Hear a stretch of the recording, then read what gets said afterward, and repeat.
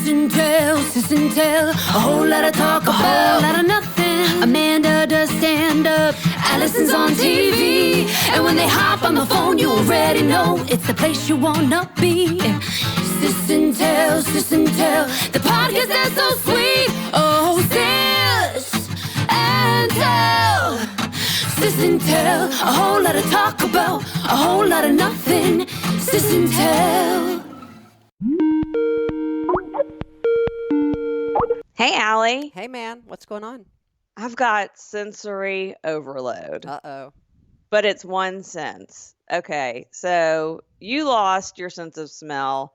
I am the opposite. Okay, I didn't lose it. I just have a very weak sense of smell.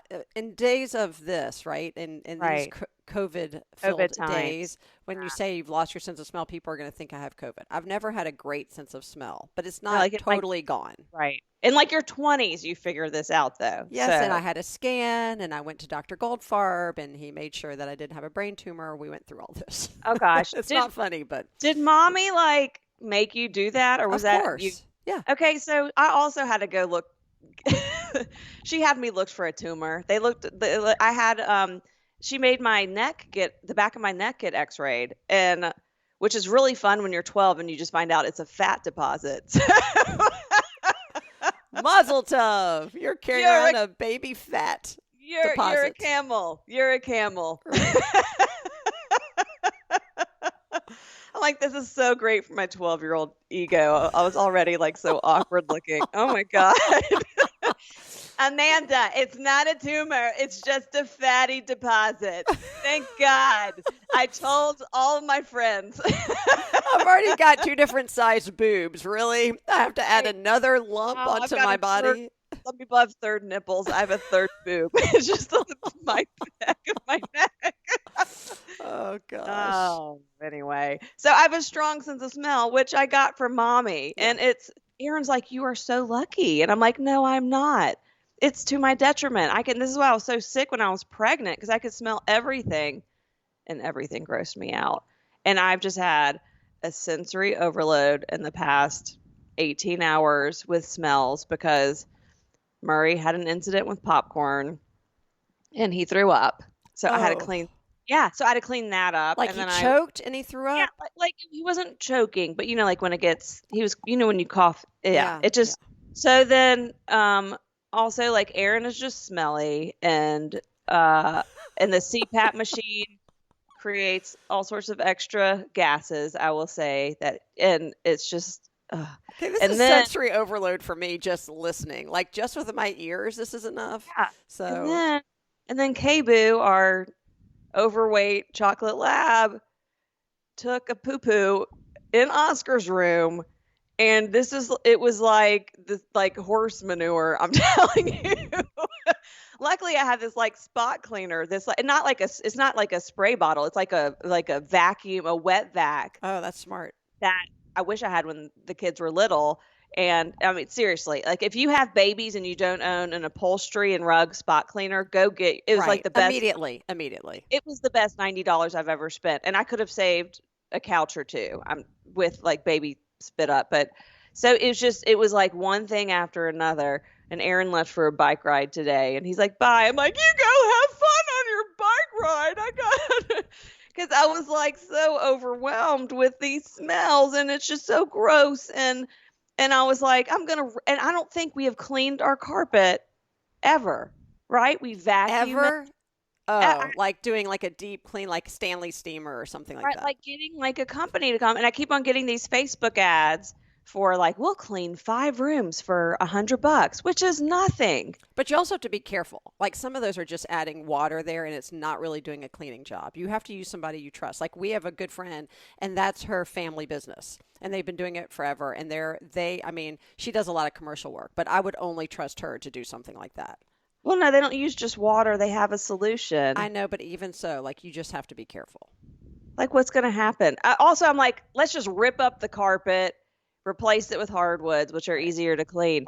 And then, but that's like, that solution is, what is that expression when you pour gasoline on this is like what I want to do. I'm like someone sees a spider and they want to burn their house down. Right. That's what I'm you like, want to do. rip up the carpets, but God knows what Mark's family memories lay within that just need to be executed. Oh my God. So anyway, So I'm all just, this to say, you just needed to get this out as sort of a therapeutic yeah, exhaust. Okay. I really thought I was going to burst into tears about it, but I didn't. I'm really proud. I was going to say, did you burst into tears? I feel like you should have or could have. I did earlier. I was just it's just so gross. And I'm the mom, so I have to clean up anything that smells. That's my job. It's so gross. Yeah. It's so gross. And in a moment of pandemic weakness, I started looking into getting a puppy. Oh, come on. And I'm telling you, if someone had said I have a puppy, I would have driven an hour to go get it 2 days ago. But everyone I contacted was actually just scamming me. I'm on Craigslist. All the puppies are fake. What? All the puppies are fake on Craigslist. Yeah. And you know how you know? Because you'd be like, hey, I'm interested in your yellow lab puppy that's adorable. And this looks like a stock photo, but I'm sure this puppy's real. And they're like, we just moved to New Jersey, so we will have to transport the dog for a fee. Right. Uh-huh. And then So that was one. Another Craigslist post was like, we just moved to Virginia. We're in Fairfax. We just moved. So you'll have to pay a fee, but it's only $150, right? But that's how they get you. So what do they do? They collect the fee and they never deliver the dog? Right. I think they do yes, right? They do like send us like a Best Buy card. Instead, we didn't get that far because I said, okay, I'll drive to Fairfax, Virginia, which they weren't expecting. I'm like, I'm going to take this. I'm going to take this forever. I'm like, sure, we can come to you. Oh, you can? And then I started asking for all this information, and then they couldn't provide any of it. So they just stopped talking to me. But this is the time I have on my hands to mess with people who are trying to scam you. You're trying to get a cute puppy because you're a little sad, and they're trying to scam you out of $200, and that's wrong. So I am going to mess with you. Yeah. I'm sorry. Well, and I cannot believe how perfectly timed your story is with my story, which is that Abe Henry this week, yes, our 18-year-old who's a freshman in college, and I will say he did not get a puppy. He got a scammer. I wish he'd gotten a puppy. That would have been less traumatic. So he calls me yesterday morning and he says, Mom, I got a call from the Social Security Administration. I'm like, really? And immediately I'm like, and it's a scam. And he goes, yeah, apparently somebody has stolen my Social Security number and they're trying to open up a bank account in El Paso, Texas. It's this very elaborate story. Look, he's 18. Just newly, quote, on his own. And these scammers, I will say, you know this because I knew you'd love the story because you are good at catching these scammers like within seconds. But they are very savvy, right? They have gotten progressively more sophisticated in their scamming techniques. And so he says, they've got it. They're opening up these bank accounts. They're opening up a case file. They made me write down all these and it's, he's getting like more and more upset. And so the more I'm listening, I'm like, okay, Abe, I think this really sounds like a scam, right? Like nobody calls you from the Social Security Administration in this. I said, but you didn't. I said, but they're you not didn't. Organized enough. No, Let's just be right. And I said, it's a government agency. Let's be clear. I said, but you didn't give them anything, right? He goes, no. But they made me write down all of this detail and a case number, and they're gonna phone back this afternoon to give me the details. They want me to contact the police, like all this stuff. And he goes, it really sounded real. I said, I hear you. And then I asked him again, but you didn't give them any information, right? He goes, well, I'm like, no. He goes, I mean, I just gave them the last 4 digits of my Social Security. And I said, Abe, okay, I wasn't that calm. I said, what? Abe. And your maiden name. Right. And the name of our first pet. Yes. And the street where you grew up. So I was like, Abe, he goes, I didn't know. Right. And poor guy, right? Like he was totally taken and he was nervous. And of course, he knew as soon as he hung up that there was something wrong, and that's why he called me. And I was like, and the only thing I could think of was, what do you use the last 4 digits of your number for, right? And it's usually to access a bank card, right? What does a scammer want? They want money. I said, well, you immediately need to go to your bank account and change passwords and everything. So he goes to his bank card while he's on with me. He's like, I'm locked out of the account. So of course, that's my reaction. I'm like, oh my gosh. And I started freaking out. I was like, and Daddy is going to lose it. Like, we've told you these things a million times, but it's kind of like saying, don't cross the street without looking both ways. Don't ever cross a train track without looking both ways. And then they cross, I don't know, a bridge, right? And something happens, and you're like, well, you said never cross a street or a train track. You never said don't cross a bridge, right? Like there's so many different scenarios that can pop up that you can't plan enough or prevent. So I was like, okay. So the good news is, it turns out his bank account, which is his debit card and credit card, were frozen not frozen, but he was locked out because he had tried a few weeks ago to get in and you used the wrong password. So that was just something he needed to reset. And they assured him nobody can get into anything with just those 4 digits, which was also a relief. And Alan called a few other whatever places he could think of, and everything was fine. So now fast forward, that was yesterday morning. Did they call back? So I'm glad you asked. Yes, they called back. So I get a call from Abe around, I don't know, 6:30 last night. He goes, Mom, they called back. I was like, no way. He goes, yeah. So now he's prepared, right? He says, I'm sure they thought they got me, right? Like I was willing to give them these 4 digits and now they're calling back. And he goes, and they call back with the same area code, right? We're 423 area code. And these scammers are good at spoofing numbers that look like they're calling locally. So they're called back from a 423 area code that he doesn't recognize, but he sees it's 423. And he keeps basically like saying, I'm not talking to you, and hanging up on them. And they keep calling him back. Oh, no. And they're getting progressively more like aggressive and outraged, which, by the way, is sort of like, that's sort of the telltale sign that you're a scammer, right? When you're getting mad at the person you're calling who you're supposedly trying to protect. And I think like this now at this point, the scammer has an accent, and there's, it's who knows where, if he's calling from some, call center abroad, and they're like, you need to give us this. They get very super dirty. They say things like, I'm like, this is not even in X-rated movies. Like they have said, I've called them out on stuff, and the words that come out of their mouth, I'm like, I'm going to stick a bar of soap in there. That is just not exactly.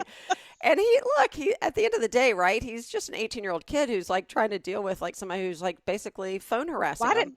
He should have just blocked the number. Well, he then decides, he's going to reverse call them, right? Just to see. So the number that they use, this is how savvy they are, right?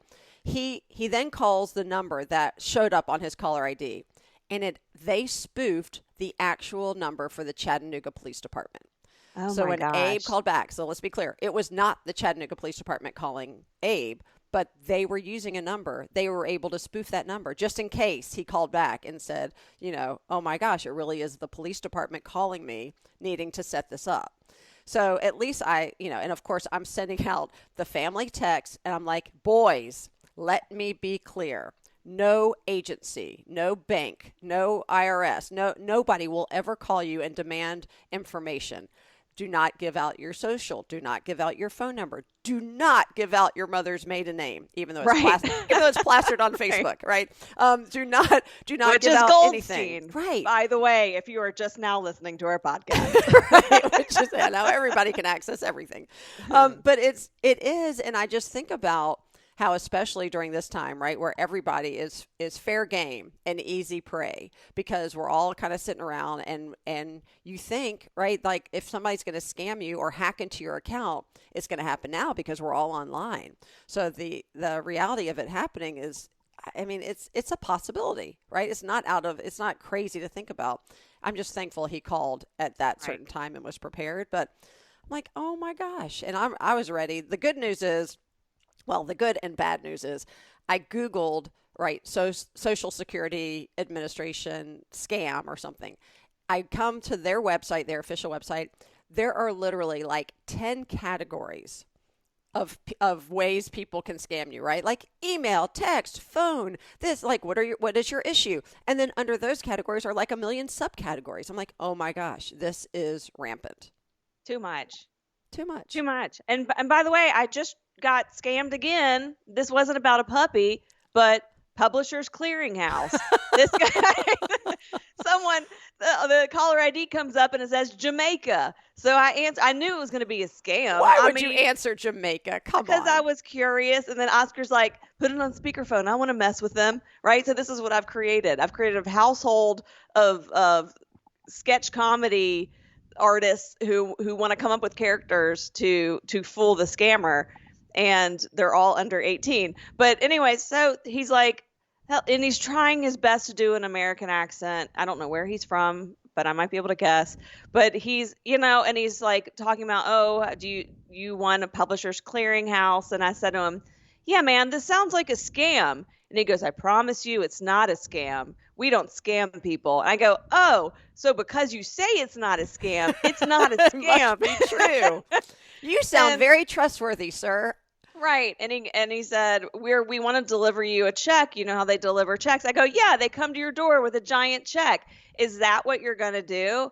And he's like, yeah, we do it like they do it on the TV shows on the commercials that you see. I'm like, oh yeah, you're going to come to my door with a giant check. He goes, actually, we need you to go to Walgreens. Uh-huh.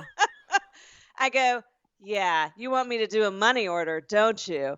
And I go, this is how I know it's a scam. And then he hung up on me. Right. So, I mean, I knew it was a scam because I was getting a call from Jamaica. Right. Let's be clear. Right. And I did say right away, why are you calling from Jamaica? And he goes, Jamaica, New York. They must have looked up where Publishers Clearinghouse is based. And I'm assuming it's in Jamaica, New York. That is really fascinating. No, they do their research. And we keep saying, right, if these scammers would actually put their scamming to good use, right? If they would do it for good instead of evil, they could like create world peace, right? They could cure cancer. They could do there is so much, right? It would be aggressive, right? Yeah. Yes. I mean, they are, let's admit it, they are strategic, they are organized, they are smart, they are tech savvy, right? They're all these things that we need in this world, but they're doing it for, but they're, right.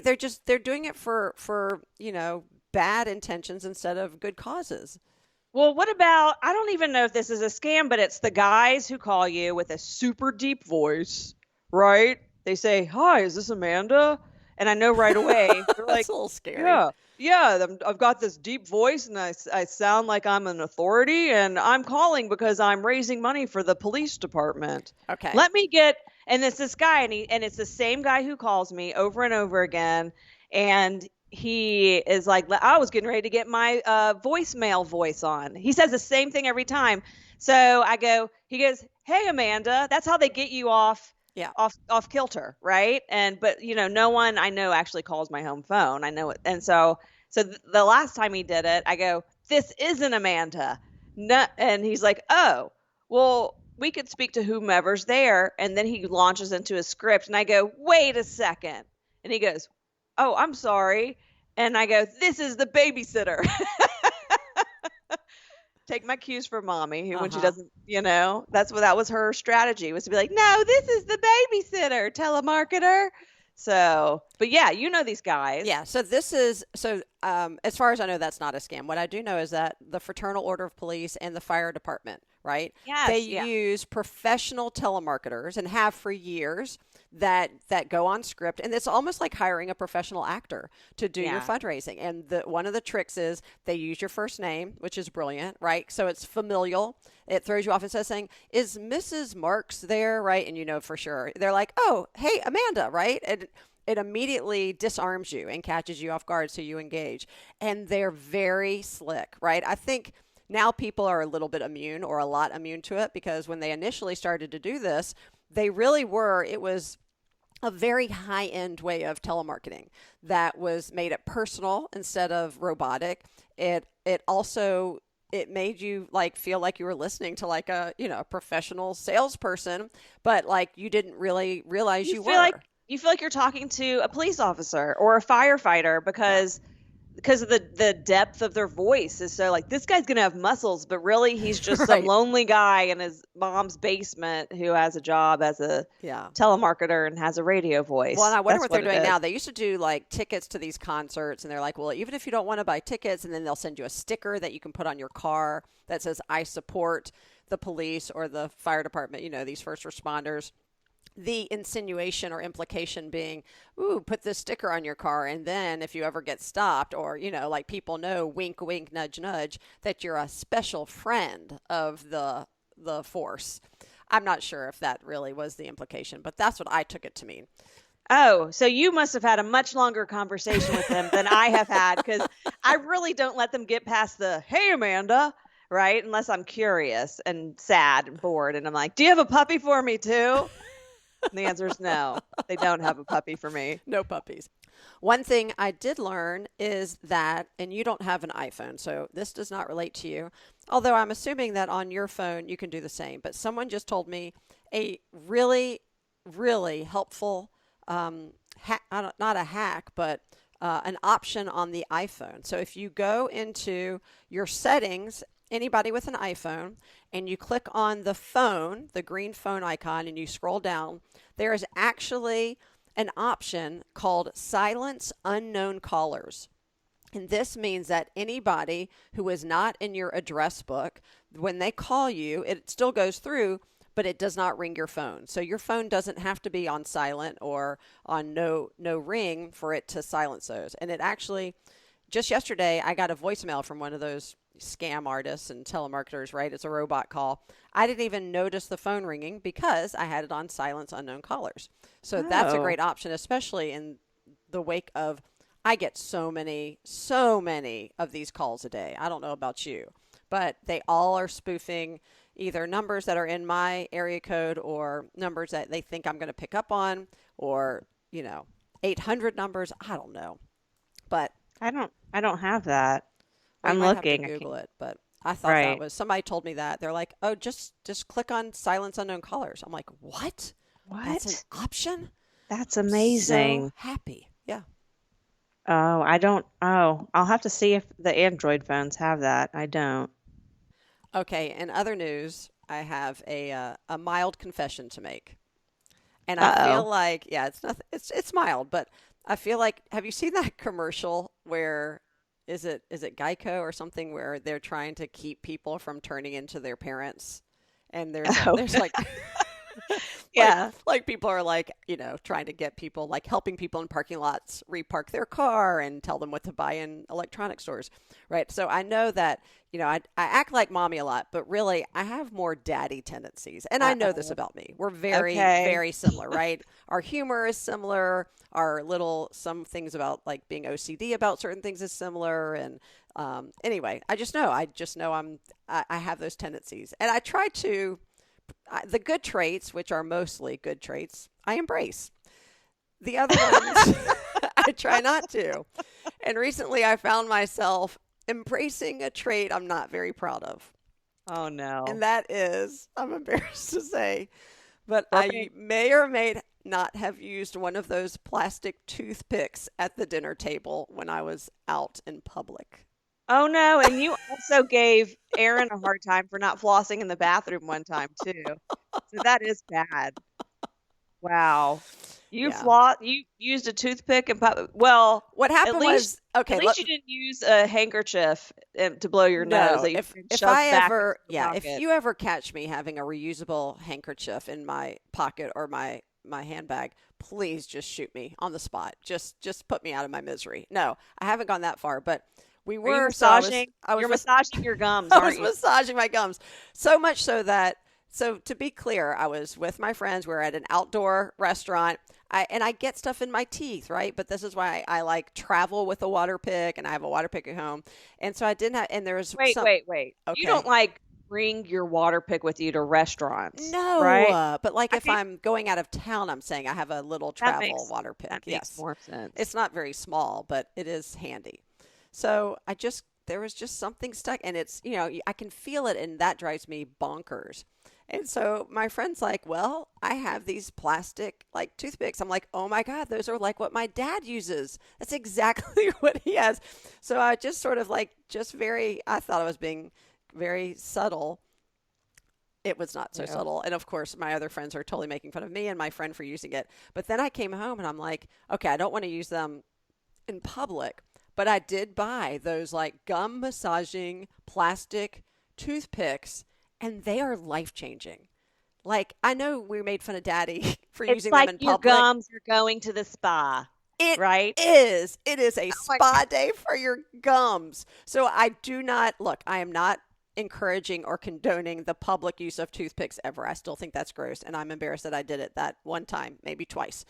However, these gum massagers, right? I mean, and look, I floss, I use the water pick, I've got it all down. I even have a very fancy electric toothbrush, but this might be my new favorite thing for my teeth. I'm just saying. Daddy has been right all this time. Not about doing it in public, but the gum massaging toothpicks, they're a thing. I know they're a thing, Allison. They don't have to be your thing. Please keep it private. Keep it private. Well, speaking of teeth, both Oscar and Ruby lost teeth this week, and they came to me with a look and said, "So what do I do with my tooth?" And I looked at them. Nudge, nudge. Right. And I looked at them and I said, "You take that sucker and you put it in the trash can." That is hilarious.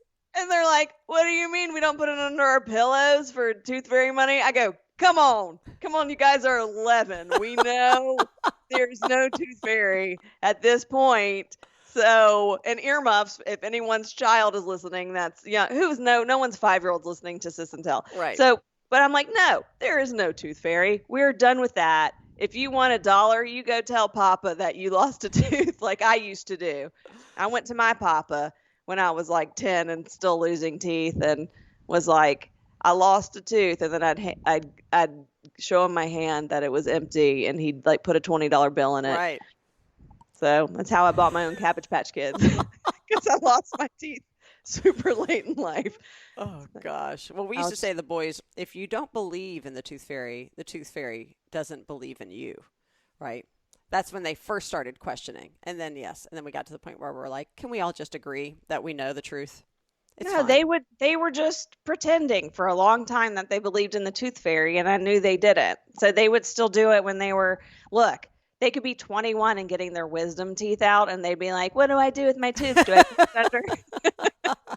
While I'm high on this gas, why can you put my 4 teeth under my pillow for me? I had to put the kibosh on it, or as you would say, the kibosh. The kibosh, right. That is a shame the tooth fairy doesn't exist, because I could have gotten a lot of money for those wisdom teeth, right? And you have 4. So that's a like quadruple whammy. Yeah. Oh God. I think I may have told this story before about when I got my wisdom teeth out and I was like 22. I think I came back. I was living in New York and I came back home. Yeah. Maybe I was still in Boston, but I came back home to get them out, and I was on some strong medication, post surgery, and I woke up at 3 a.m. and there was a squirrel jumping on me. There was a squirrel running around. You still remember that? Yeah. Quote unquote squirrel. Yeah, there was a squirrel running around the room, jumping on my chest, and then I'd open up my eyes and he was gone. And I was like, and I kept on seeing him, and it was scaring me. So I had to wake up Daddy and say, "Daddy, I know I'm on strong medicine because I just had my teeth taken out, but I swear to God, there's a squirrel in that room running around and jumping on me." Which I don't know. They had a lot of squirrels trapped in the walls of the attic in that house. It could have been possible. I know. And I was sleeping in Stuart's room, which was right next to the wall that had all the squirrel Hadassah meetings going on. Right. So what's a squirrel Hadassah meeting? Mommy used to say, "There's so many squirrels in our attic, I think they're having a Hadassah meeting," which is a Jewish organization, a women's Jewish organization that Mommy used to belong to. If you're not Jewish, it's actually a women's Zionist organization, so you don't have to be Jewish. Oh, you just have to love Israel. Yeah. Okay, so just to be clear, I just want to clarify. Right, or you could be a female squirrel who's also you could be a female squirrel who cares about the Holy Land and creating and being a holy terror in our house. You don't even have to be human. You just have to have lady parts and support Israel. You could be a squirrel. And Arlene used to host the squirrel Hadassah meetings. They were having one at 3 a.m. and jumping on my chest. And but Daddy woke up and gave the all clear. And then I was able to sleep better. The squirrel then was tired too. And Did you move to Stuart's room after we left the house? Is that where you slept? So I didn't move my stuff there. I just moved my body there. I don't blame you, because the room you grew up Oh. in was literally, and still is, across the hall from Mom and Dad. Okay, not only is it across the hall from Mommy and Daddy, but my bedroom wall was shared. Like my bedroom shared a wall with Daddy and With the Mommy's bathroom, right? And I almost said Daddy's bathroom because let's get real. It was basically just Daddy's bathroom. So my wake up call was the sound of the Today Show and Daddy pooping, which And as wonderful as that sounds, of course, we've come full circle, right? The start of your sensory overload issues. yes. Oh my God. It all makes sense. It's been a lifetime. It's been a lifetime. But as they say, it happens. I had to bleep that out. Oh, I know. But everyone got the gist of that. Thank you so much for listening to the latest Sis and Tell podcast. Please subscribe. Go hit that subscribe button and tell your friends. People know about us because of you, and we appreciate your love for us and sharing that love. So continue to do so. And we just launched a blog. So if you want to get some of the recipes and how-to tips that we talk about on our episodes, go to sisandtell.com and click on blog. And then you'll be like, oh my God. As always, this has been Amanda and Alison with a whole lot of talk about a whole lot of nothing. We'll catch you next time.